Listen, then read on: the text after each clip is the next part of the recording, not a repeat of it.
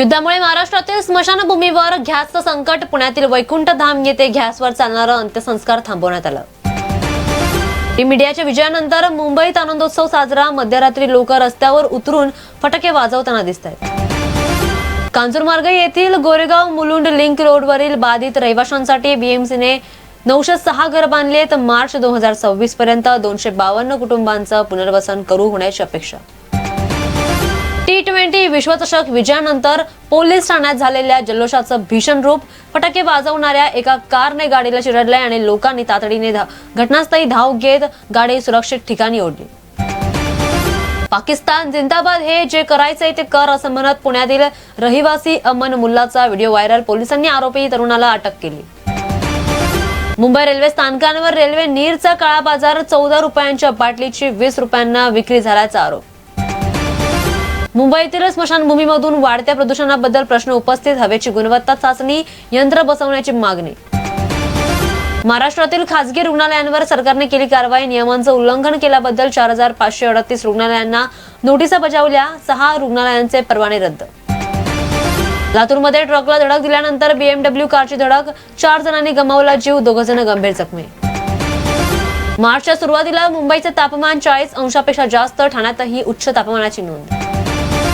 महाराष्ट्रातील नागपूर जिल्ह्यात दहशत निर्माण करणाऱ्या नरभक्षक वाघाला अखेर पकडण्यात आलाय. वन विभागाच्या पथकाने कारवाई सुरू केली आहे. त्याला ताब्यात घेण्यात आलाय. सुरक्षितपणे पिंजऱ्यात बंद केलं.